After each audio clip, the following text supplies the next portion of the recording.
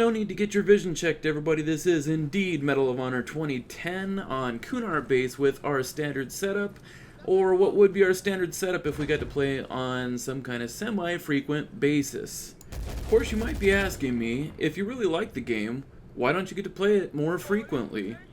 The simple answer to that, though, is that there just aren't very many servers that we're allowed to play in anyway. The most prevalent servers that are up during the time that we're available to play the game are servers that we're all banned in. So it's not like we can just go in and get a good game at any time, because whereas there are people to play with, they're all playing in the servers that we're not allowed to play in. Now take this game for example, this particular server that I'm in. It's up during the normal time that I'm around, but it's a server that is in Hungary, and for those of you who don't know, we're from California. This results in a ping of 268, which is something a little bit crazy. It doesn't even allow me to come in here all the time. I most of the time can't even connect to it, but this time I was able to get in. What you'll notice probably during the game, or maybe you won't, I don't know, is that there's a bunch of mini warps and of course a lot of lag that doesn't allow me to play very well.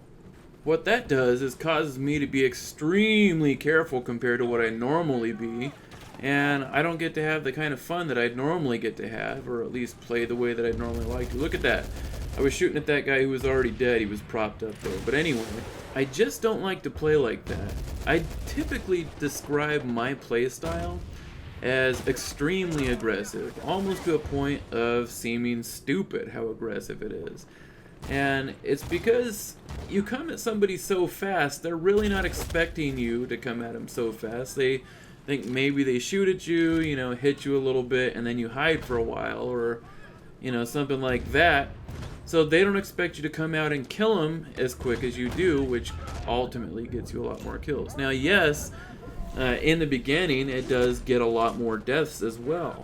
But once you figure out the pace of the game and the rhythm that the people are playing it in, it becomes very, very fruitful. And I figure that it's the most interesting type of gameplay to see.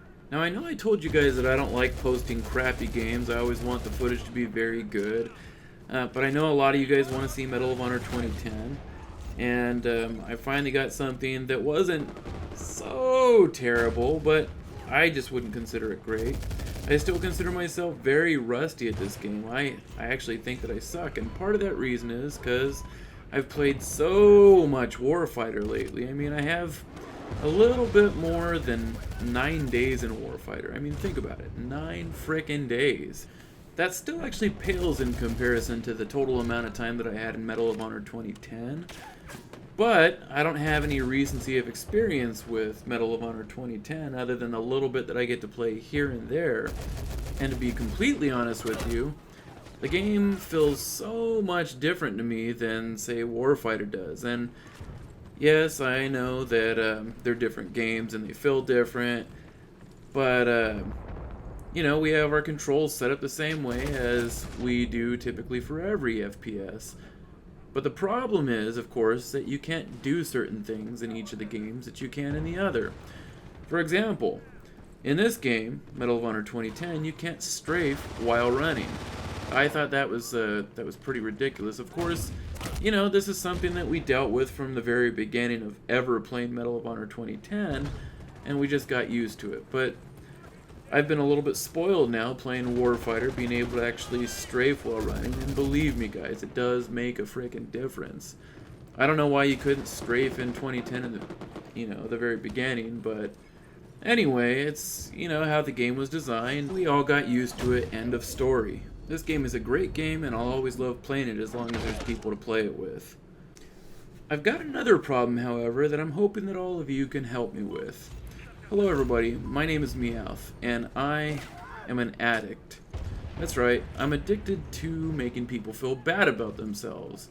That is, online FPS. You see, it started some 7-ish years ago in 2006, one late night or early morning, depending on how you look at it.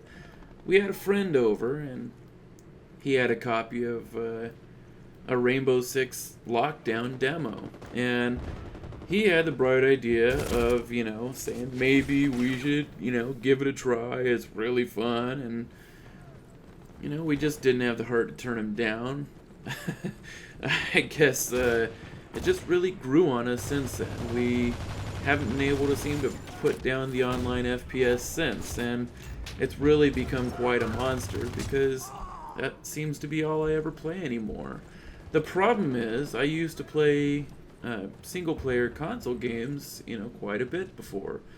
The only online, or I should say multiplayer FPS I got to play was like, Perfect Dark or GoldenEye or something like that on the N64 against Wallguy.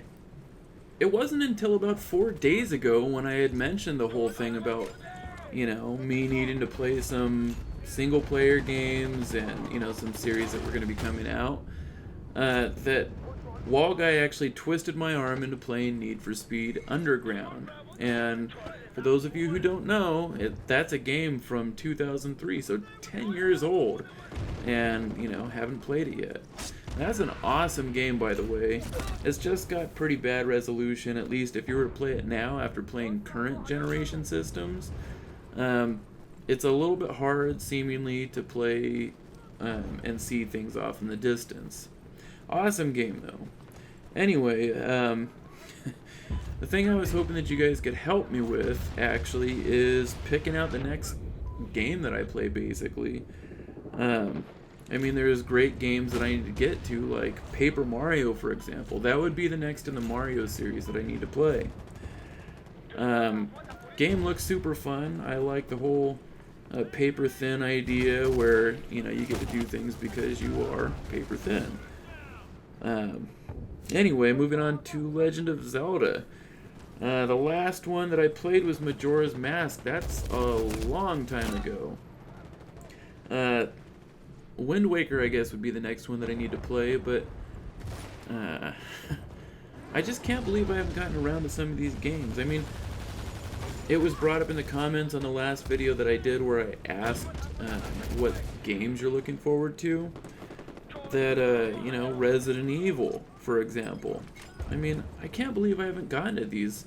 The next one that I need to play is Resident Evil Code Veronica, and that was all the way back on the Dreamcast, so that's pretty damn far back too.